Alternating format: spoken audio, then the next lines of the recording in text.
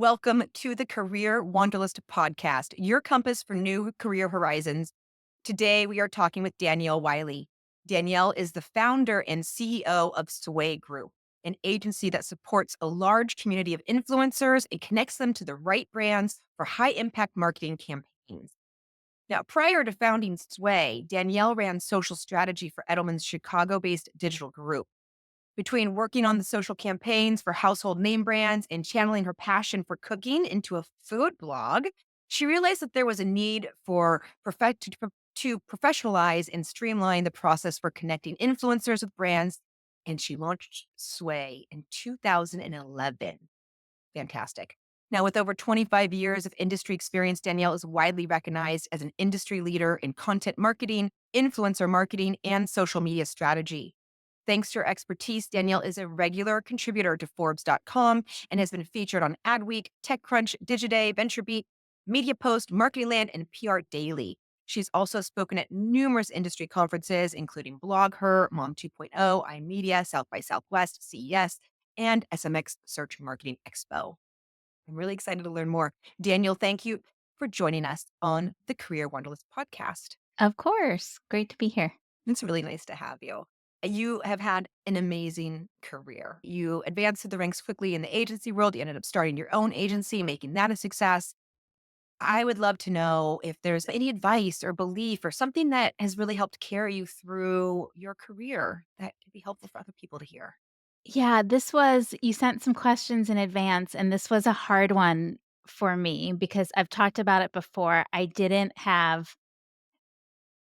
never had great bosses. You I never really had mentors in the workspace, and I had to figure things out on my own and was often thrust into situations where I had to figure stuff out and just muddle through. And I guess I'm lucky. I'm good at I love research and figuring stuff out, so that helped. But there are a couple of things that I don't even remember who told me these things anymore, but there are a couple of things that I've picked up along the way that I've found to be useful, and one of them, and this is something my kids are now getting to the age where they're entering the workforce. Mm, My son's applying for internships now, and this is a piece of advice that I share with them because I as someone who's shy and doesn't love the whole networking thing, which is so important in careers, something that really helped me is to always remember that people love talking about themselves. And you really can't go wrong asking people questions about who they are and what they love and what they do. And it's just having that little nugget in my head and having that little reminder can really help for someone who can get a little bit nervous in those situations where you have to be out there and talking and engaging with people. absolutely. I love this advice. It is applicable to everything too. Yeah. Because it's true. People love to talk about themselves. And as someone who is an introvert and who can have that anxiety myself, this was a game changer for me to just Yeah. to remind myself that no, people actually do like to talk. It's okay to ask these questions. Yeah. And then once you do, it does open up that conversation, such a nice free flow. It is the best way to go. Just ask about their story. What's going Yeah. on in your life? All those little things. So it is a big one. Now, I'm curious because you mentioned that you've been doing a lot on your own, right? And you haven't had the mentors. And I think there's a lot of people who've had this experience themselves. Is there anything that's helped you learn new things or when you've had to move yourself into something new, right? It's a new realm or do something. Is there anything that helped you do that? Yeah. I've told this story before. When I started the agency, I didn't know anyone in the advertising marketing space who had started something on their own, or at least not someone who I felt comfortable asking for advice or reaching out to. And so I when you start your own agency, there are so many things that you have to think about and know, and some of them are very specific to the advertising agency world, but some of them are just things that everyone who starts a company goes through. And so I reached out to a woman who I knew, who I trusted, who had started her own business. It had nothing to do with an advertising at all. It was the owner of the Pilates studio I was going to at the Nice. time, Yeah. but she had started this business and she had employees and she had an accountant and she had insurance and she had figured out how to start a business. And I went to her and I sat down with her one day after class and I had a list of questions and I found our first accountant through her. I found the insurance agency that we use to this day through her. And just, it was a great lesson in business because some of the best um, advice that I've gotten, and I was a member of an organization called Vistage for a very long time, which is a peer advisory group. The group I was in was specifically for CEOs, and there were 15 CEOs in the group. And one of the rules of it is none of you can be from the same industry. That's And yeah, and so you're getting advice from other CEOs. What you realize is that at the end of the day, when you have a company, everyone really has the same problems, or at least have problems that all fit into the same categories. Personnel, financial, right? There's succession planning. No matter what kind of business you have, like my friend Kyle had a construction business building out hospitals and office buildings in San Francisco. That has nothing to do with what I do, but we would have amazing conversations about our org charts and our P&Ls because we both had those. yes. So that's something that just was really helpful to me, was just making mentors where I could Mhm. because I wasn't looking into them I love that. through life. It's great advice on both angles. A, when there's something that you really want to do and maybe you don't have a mentor that you can go and talk to, there are people around you, your friends, family, people that are just in your community who are doing similar things and they don't have to be doing exactly what you're doing. But if they're doing something similar, you can go and talk to them. I love that you went and talked to your Pilates friend and got such great advice there. And then I love that you joined a group that was giving you that peer connection to talk to people, bounce ideas off of, and like just have that like my I mean, you're all in the same position essentially. So you could all work together and learn from each other. Yeah, and the thing that's great about it is, yes, we all have friends, but they might not know what we're going through. We might have a spouse or a partner, but they are very biased towards what's best for your family and not necessarily what's best for the company. You could have business partners. I have amazing business partners, but they're biased towards what's best for the company, which might not be what's best for me personally.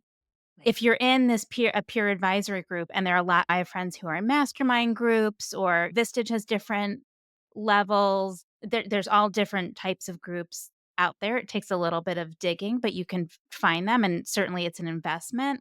But they want to look at the facts and hold you accountable and give you advice on what's best for you, like not you, the company owner, not you, the wife, not it's just this different perspective that is so incredibly helpful and not loaded in any way from some kind of love it. loyalty that doesn't fit into the decision-making process. I think it's fantastic. And it's just I'm thinking and it occurring to me just for people who because I know there's a lot of different groups out there and they have paid what's monthly paid things. I'm just thinking for if there's certain people out there who are getting started and maybe they don't have the funds to pay for something like this. I was just thinking there's so many different groups on LinkedIn and places that you could go post something and probably create a little mastermind of your own, get different people who are interested in this, who are in the same position. And probably I create. mean, not even LinkedIn, like, I remember when I was living in the Bay Area, I didn't have a ton of friends there, and I wanted to meet women, and at the time, before my joints got too old, I was still running. And so I posted on Nextdoor that I was looking for women to run with at 5:30 in the morning. And one of the things that I realized is if you post for women to run with at 5:30 in the morning, the only people in their right mind who will respond to that are other working women. And in my case, they were all working moms because, like, Yeah. why else would you like, you have to get it done before anyone's awake. You have to get it done before you're expected at the office or in front of your computer. And so I met people that way, and we would bounce stuff off of each other. So you don't even have to stick to LinkedIn. You can go to one of those meetup.com or Yes. Nextdoor or Facebook Facebook, or yes. It's yeah. a great life hack in general, both for career and for life. You can find people to be a group with you for anything, really. You just got to put it out there and ask, and you're going to find your people. So I think Yeah. this is fantastic. I love this advice. So now, what about a story? Because I love a good story. Is there a story, something that's happened in your life and in your career that turned out to be an impactful lesson for you that others might benefit from hearing as well? Yeah. I thought a lot about what story to share, and this one I think about this one all the time, and it was at my first job, and I was working in PR for this small literary PR agency that was run out of the basement of a woman's home in Brooklyn, Interesting. and she was very quirky. She was actually agoraphobic, and so she never left the house, and once we got there for the day, we weren't allowed to leave without special permission, so she would actually have her housekeeper make lunch Oh, for us in the basement. yeah. No, It that's was it a was a neat weird situation. situation, and she was very set in her ways, and this was I'm gonna age myself, but this was 1995, so it was, like, it was a weird time in the business world because there were still typewriters. Yes. Like, we I were remember.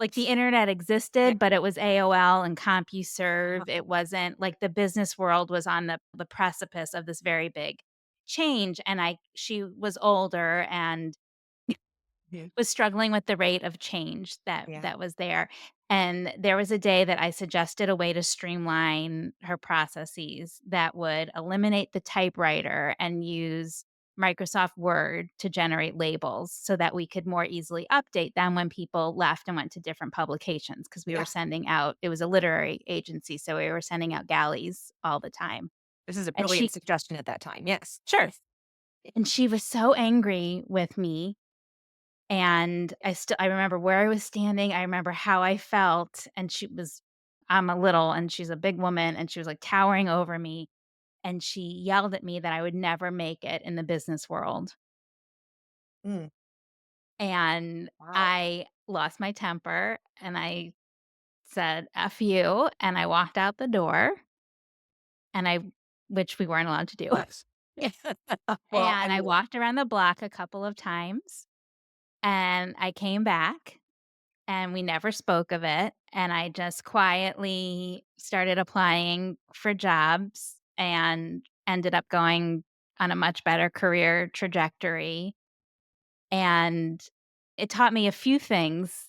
Gosh, what, it was tell me so what it taught you because I you have a few things. Tell me what it taught you. it 1, it's terrible to hear something like that, but it's really great to hear something like that and then prove that person wrong. It's really nice to have that person in your rearview mirror who you have that, "Ha." I feel you on this. I really do. Yeah. Me that you don't have to be stuck in a place if you're in a toxic environment, and that's helped me with other jobs too. I remember being at another agency much farther on in my career, and I was doing great, and I liked the work that I was doing, but there came a point where almost anyone I mentioned, any colleague I mentioned, I would say, "I really like her personally, but at work, not so That can much." a lot. Mhm. And so, just having had that experience in my past, like, I knew that wasn't okay, and it just made it more crystal clear and easier for me to see that I was once again in a toxic Right. environment, and I knew I could move on and still be Isn't that okay. powerful too? It's Yeah. really important. It's a really important lesson Yeah. because the toxicity exists and it exists in a lot of Mhm. places. And a lot of people will get stuck in those toxic places.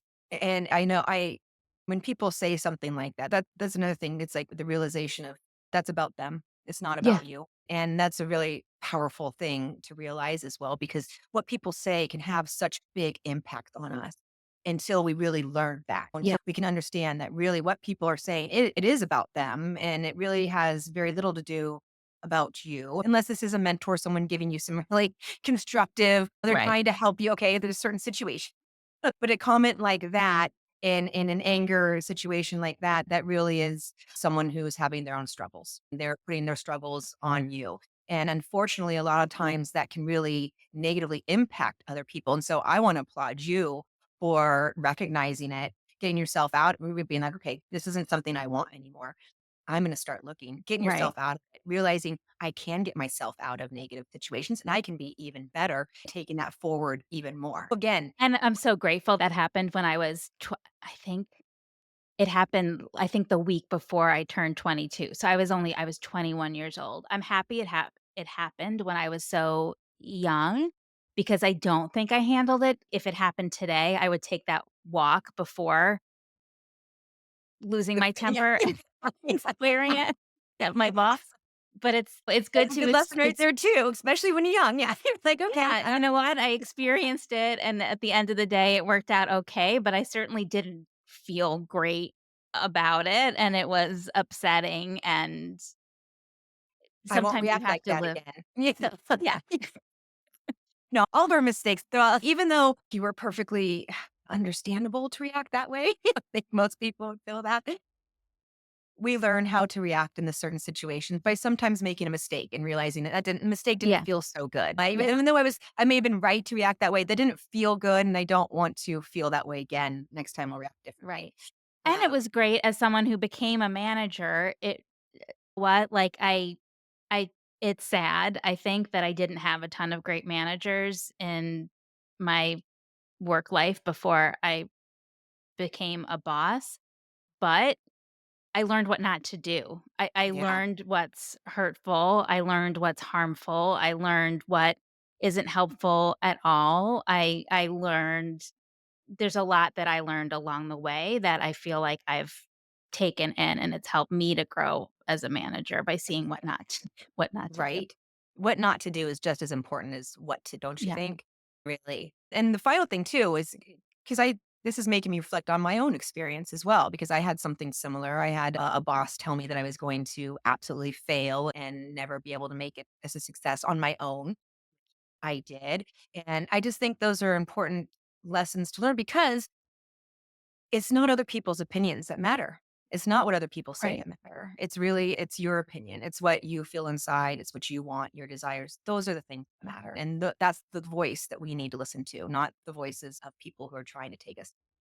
I'm Yeah. curious though, because you mentioned the manager. What do you feel, what aspect of leadership or manage as a strong manager do you think benefits your team the most? To me, the best employees are the ones who feel empowered to really like, I'm interviewing for a coordinator position now, super entry like, first job out of college job. And what I want most in that person is someone who feels empowered to make all the suggestions, knowing that they might not all be the right thing, but we're a pretty small company, we're scrappy, we are all handling 100 different things, and the most helpful thing in the world to me is someone who feels empowered to look for all the areas where they can make an impact and make a change and come up with suggestions and think outside of the box and be creative. So to me, the best thing I can do is to make people feel comfortable enough to do that and to put themselves out there and be the best, most creative version of themselves. I don't It's not helpful to me as a manager to have someone who needs me to give them a checklist Yeah. every day. That gave me tingles because that's just so important. It's so important. And really, that's what people want. They want to be in a place where they feel safe to speak their mind, Yeah, really. It's a safe space. yeah, So that sounds like what you're giving people. So that's really yeah, beautiful. and it's so many I had that job where I got yelled at for coming up with an idea. I had another job where I got told I used the word "I" too much when I was sharing my opinions, which if you ask me, it sounds ridiculous to state your own opinions as our opinion. Me and who? Yeah, I just especially with what we do. I'm in influencer marketing, and so much of what we do is targeted to younger demographics. I don't always know the right thing to do. I'm the parent of Gen Z kids, but I don't certainly what I'm putting out there does not always resonate with what they want. I'm not the expert. I can't be the expert in that. I Yeah. need younger people to show us the way. Yeah. Yeah. It is fascinating, isn't it? The differences in communication and strategy and even just dialect with the different stages, right? Yeah, and it changes. Even my daughter is interning now in a couple of kindergarten classrooms, and they're saying things to her that she doesn't understand. So even the difference between Gen Z and Gen Alpha, like, to us, it's all just, like, the kids, but it changes so much, it's crazy. We all need each other. That's the bottom line. All Yeah. the stages. We're all very important. We all need each other. We all have our values in their different ways. And the most successful companies see that. Yep. So, what has been one of your greatest career related challenges, would you say? And how did you overcome it? When I think about my career, because I started my agency 13 years ago, it's really hard to think back to challenge other than just some of these funny stories that happened or terrible people you encounter along the way or great people you encounter. But for me, it's really been just as a business owner, navigating downturns and client changes and stuff that navigating the things that are out of our control. So a Yeah. client deciding to being told by the powers that be that they have to move influencer marketing to an RFI with procurement where we have no relationship. And there's just, Mhm. it doesn't matter all the relationships we've built over the years, it's out of our control. Or having a pandemic hit and dealing with that, or having in the influencer space, the Bud Light Dylan Mulvaney like disaster that happened last year had huge ripple effects in our industry for really nearly a year. It really impacted spending in In a influencer negative. marketing.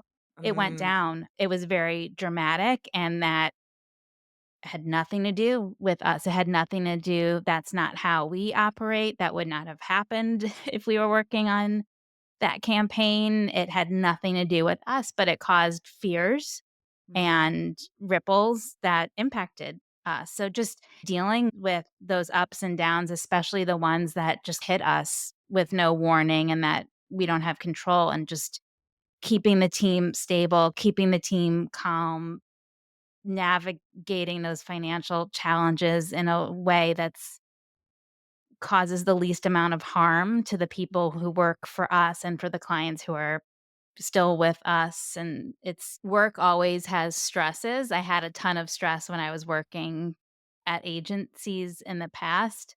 I have a ton of stress now. I would I would say that I like this stress better because it's for my company, but it's you deal with that stuff no matter where you are, but that's the hardest for yeah. me because you can feel out of control sometimes. Yeah, no, so many people are dealing with this. Look, we went through a difficult time in the market after the pandemic. We had a recovery time, and then comms, PR marketing had a little slump here and went down Yeah. again. These are things that are out of the control, right? I'm curious, is there anything that you have found has helped you, whether it be personally or professionally, that's helped get through these times, whether that may even be like deal with stress that helped these periods of high difficulty, if you will. I'm a list person. And I like setting goals for the year. I make lists. I have a new to-do list every week, not to toot my own horn. To it. No, I'm gonna untoot it. Like, Okay. a lot of those things are on the list, like, I keep moving them over from one week to the next. That I didn't mean happens. it to We sound all like I do. was accomplishing this massive list every week, but I'm a list person and a goal person, and so, for me, what I do when I'm feeling like things are out of control or spiraling or I'm feeling lost is I make lists of what can I do. So, okay, like, maybe we lost some business. What are 5 things I can do to try to get more business? Who can I reach out to? Who can I call? What can I do? I give myself tasks, and I have things written down everywhere. I chart things, I graph things. I have a chart on my wall and a whiteboard with my key performance indicators, cuz if you're not looking at your numbers and seeing them, it's very hard to keep beating them every month. That's really smart. Yeah, I Um, actually don't keep my numbers up. I like I that. ha oh, it's been I love it. It's my new favorite, and it's my son is a, like, math like, a financial math major, and he loves looking at it and asking me questions about it, so I feel like a good parent. Yeah, that's fantastic. But that's what I do. When I'm feeling out of control and hopeless, I make lists and I get busy, and it This it is tends to help. It's brilliant, actually. I just was listening to I've been following this personal mastery that's Dr. Sri Kumar Rao. He teaches at a business school. I can't remember which one. It's one of the best ones. But but this was something that he was talking about when we are dealing with very difficult times or something, things are out of our control that we can't. That's what he said to do is that you focus on the action. You take a look at what your situation is. Well, what can you do? What are certain actions that you can do in order to help with the situation or what have you? And that's what your focus is. You focus on the action itself rather than the things you can't control. You focus on the things that you can control in those actions. So, really good advice all around. All right, Danielle, I would love to know a little bit more about the Sway Group. Could you tell us about what you do well, what you look for in your talent, all the good stuff? Yeah, so we are a full service influencer marketing agency. So brands and clients come to us to handle their influencer marketing soup to nuts, so strategy through to metrics.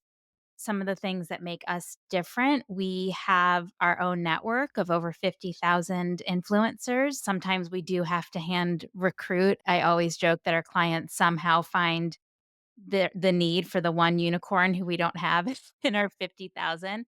That network gives us a really great head start, so we can Oh, it's always amazing. start our recruitment from there, and 9 times out of 10, we get a great list at least to kickstart a campaign. We guarantee results, so for our Amazing. clients, they have guaranteed metrics in their contracts, which is real peace of mind for them, and it's great that we've been doing this long enough that we have the benchmarks to feel confident doing that.